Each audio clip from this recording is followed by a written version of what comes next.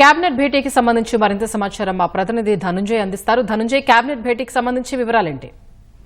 స్వప్న, కొద్దిసేపట్లోనే ముఖ్యమంత్రి చంద్రబాబు అధ్యక్షతన ఈ కేబినెట్ భేటీ కానుంది. అసెంబ్లీ ప్రాంగణంలోని సీఎం ఛాంబర్ లోని ఈ కేబినెట్ భేటీ కాబోతుంది. ఎందుకంటే 2025-26 ఆర్థిక సంవత్సరానికి సంబంధించి బడ్జెట్ ప్రతుల్ని ఆమోదించేందులో భాగంగానే ఈ కేబినెట్ భేటీ అవుతుంది. ప్రధానంగా సంక్షేమం, అభివృద్ధి రెండు సమతూకంగా ఈ బడ్జెట్ ను ప్రభుత్వం రూపొందించింది. దాదాపుగా 3,24,000 కోట్ల రూపాయల మేర ఈ బడ్జెట్ అయితే ఉండే అవకాశం అయితే కనిపిస్తుంది.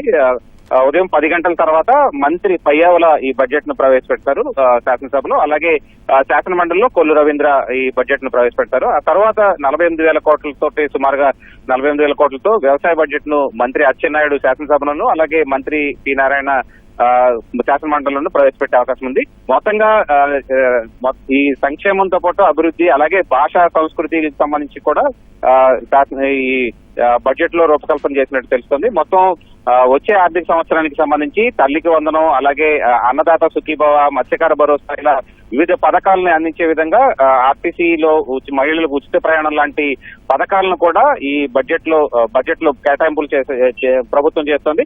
మొత్తంగా చూస్తే కనుక సూపర్ 6 హామీలన్నీ కూడా నెరవేరే విధంగా ఈ బడ్జెట్ అయితే రూపొందించబోతోంది.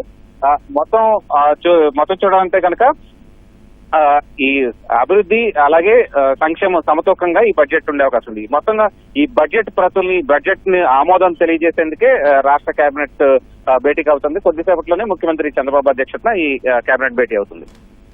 ధన్యవాదాలు ధనుంజయ్.